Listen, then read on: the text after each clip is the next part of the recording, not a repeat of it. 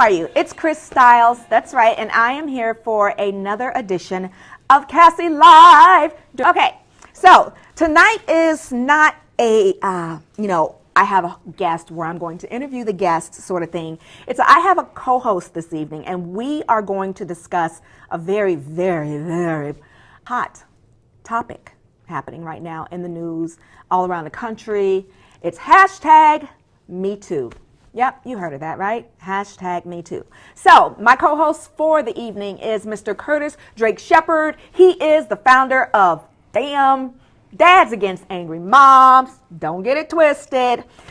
He's going to explain a little bit about what that is, and then we're going to go on and talk about all the things that we've been feeling and saying about the whole Me Too movement.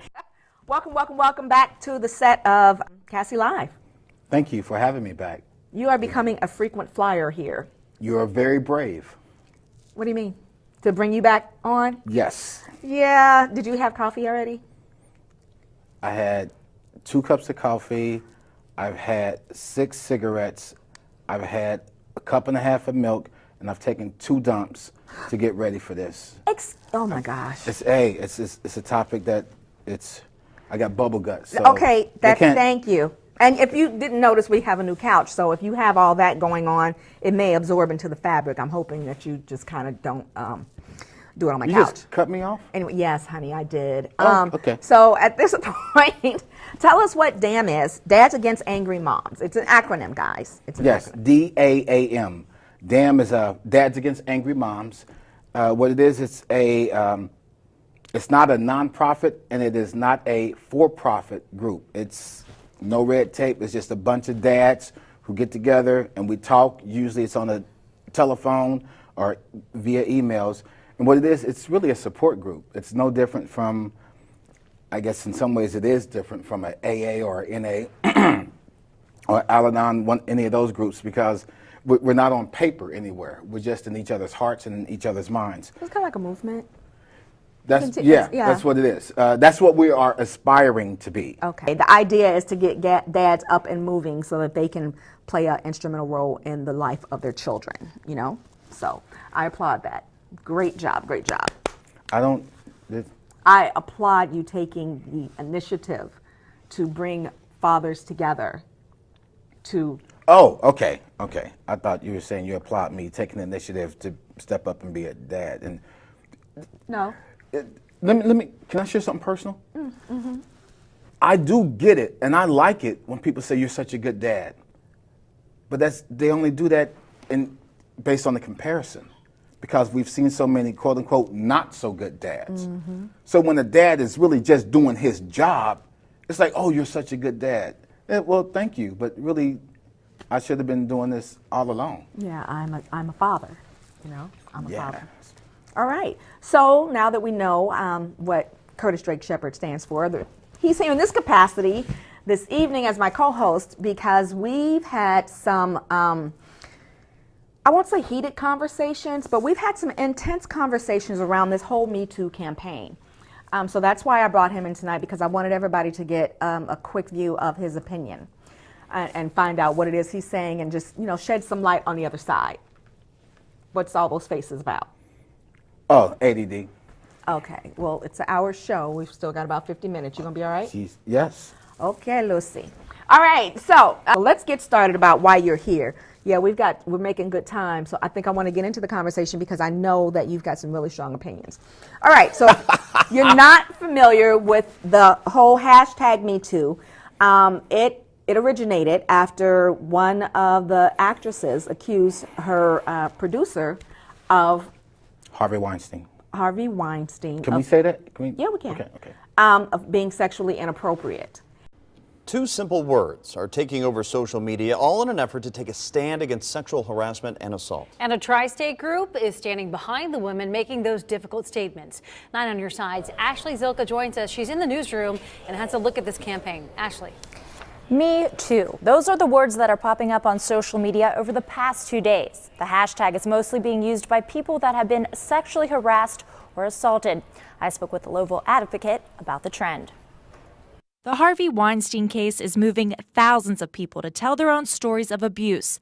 The hashtag #MeToo flooding the internet. Now that we're at a point with Me Too, I love it because people can hashtag and they can still kind of be anonymous. You don't know whether they're supporting the cause or whether they're saying it happened to me too. We spoke with K.A.S.S.I. Stiles. She's the founder of the K.A.S.S.I. project here in the tri-state. Stiles' good friend, Cassie Betts, was killed by her boyfriend 17 years ago. We have a big white couch that we take to the survivor safe place. So we've had survivors say, hey Chris, I'm ready to share. Can you meet me on the square? Can you meet me on the Purple People Bridge? Can you meet me at Joseph Beth Bookstore? And that's where we take the couch. The Me Too campaign is another way for survivors to come forward. It started after actor Alyssa Milano took to Twitter on Sunday with an idea suggested by a friend. She urged women who have been sexually harassed or assaulted to write those two simple words. There's been survivors for eons and eons. And no one really, we feel like no one really hears us, you know, or is listening to us. And I'm very thankful that there's a campaign and people feel more comfortable now coming out and saying what's happened to them. Twitter Me Too has been tweeted nearly 500,000 times in the past 24 hours. The campaign has also spread to Facebook and Instagram. Craig? Okay. Thank you. Let's cut to the meat of this. I brought my notebook here Yes, you did. because I am here representing, first of all, myself.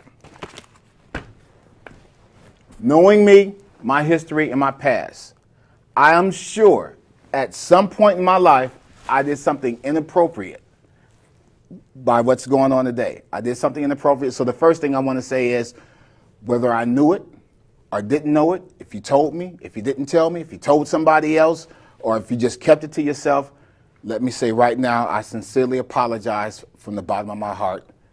Please forgive me. And I think the best way to make amends is, number one, to confess it. Number two, to not do it again. So I apologize and please forgive me. The second thing I want to say is I'd like to be here representing all the men who are looking for understanding of this new standard of what an unwanted advance is, of what abuse or harassment is. Now we know, sometimes it's plain and simple. If you don't know me, and I don't know you, and I walk up to you, and I put my hand up on your dress, that's totally inappropriate. So there's some things that are obvious. Yeah, yeah. But it got me to thinking, Chris. When I was younger, I used to watch things like Happy Days and Andy Griffin and all those TV shows. And I remember a couple episodes, specifically Happy Days. Fonzie. What was, with all the things Fonzie was doing, back then Fonzie was cool, he was hip. Now he would, by today's standards, he would be an overt womanizer. Would he be as popular? Okay. You know, when does flirting cross the line to unwanted advances? There you are, crossing the line. And Where's the line? I think a lot of men are now, we're confused because if you and I were hanging out, if we just met, and I got the feeling that you liked me, and let's say we've been hanging out for a while, and you give me the googly eyes, I'm giving you the googly eyes, and I lean over to kiss you, you might say, oh, no, I don't really like you like that. Okay, fine. So now I know you don't want to kiss me. But suppose you go on a month, 2 months, a year, 6 years later and say, I tried to assault you. Because some of that is what's happening now. I made an unwanted advance. I didn't know. I thought you liked me. So on behalf of all the men who need a better understanding of this new standard of what used to be okay, it seemed like, maybe it was never okay. Maybe we just saw it and we just did it and we assumed that it was okay. And women just kind of brushed it off. Yes. You know, like the whole thing with the Me Too, the casting couch, which is nothing new. It's been happening for ages and ages and ages. But yeah, it's like, when do we, and even if it did offend us, how long before we out the person?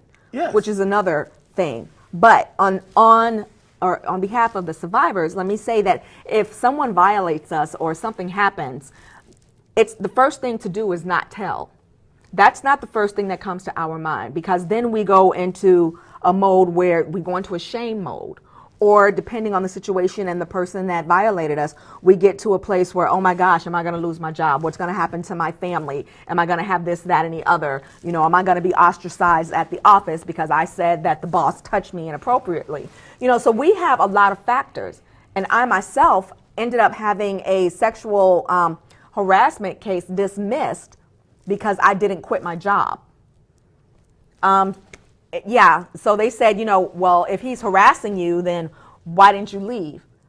Single mother, 2 children, and at the time I was making $7.50 an hour. That was my job.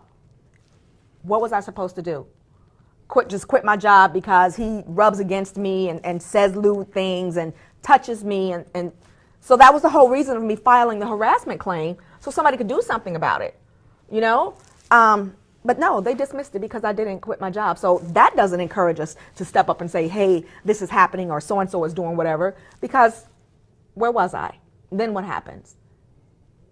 So it just makes us feel like nobody's going to believe us or take our side in the first place. Now that's all going to change. Well, I think that brings into the picture the whole being in a position of power and influence and having some control over you, your future, your earnings, your livelihood, which is a little different than where I'm coming from, because I'm talking about 2 equal people. Let's say we're just co-workers.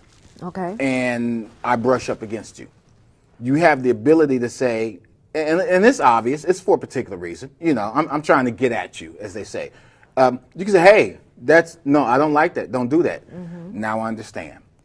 But if I brush up against you and you turn around and you smile, or you know what I just did, but you don't make it obvious that you're uncomfortable or that you want me to stop, then I don't know that you're uncomfortable or that you want me to stop. Maybe you just think I'm going to stop, so you're not going to say anything. Maybe you're just scared and you don't want to say anything, period. Maybe you have some other bad experiences with other people in your life, and you think, okay, I got touched me inappropriately on my forehead. I might genuinely like you, and you think I'm being inappropriate, and really I'm flirting. So does that mean, there has to be a conversation before anything? And that's one of the dynamics that could possibly change. Now that we have this whole rash of people coming out and saying that this has happened, the dynamic of casual conversation and or asking someone out, and or complimenting someone, you were talking about if we don't tell you, you don't know. So it made me think about the times where women, myself, walking down the street, and guys are like, hey, baby, what's up? Something, you looking fine, blah, blah, blah, whatever the case may be, and you don't respond. I know I'm not good at that stuff. You don't have to laugh at me.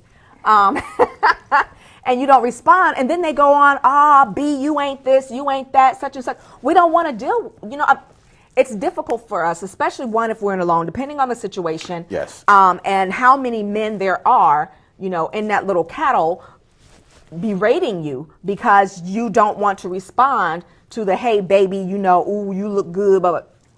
And sometimes we just say thank you, but then you can't just say thank you, because then they think that means you want to have a whole conversation. Yes, you just approved what they did. Yeah, so, there are a lot of challenges for us. And I haven't had that experience, but I get that. Mm-hmm. It's like that mob mentality. If you're walking by yourself, single female, and there are 4 or 5 guys, they try to holler at you, you might just want to smile and keep going just so you can exit that situation.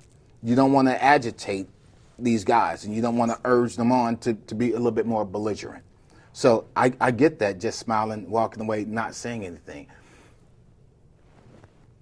This whole flirting thing, can I tell a true story about one of my memories of you? Of me? Mm-hmm. Oh my goodness.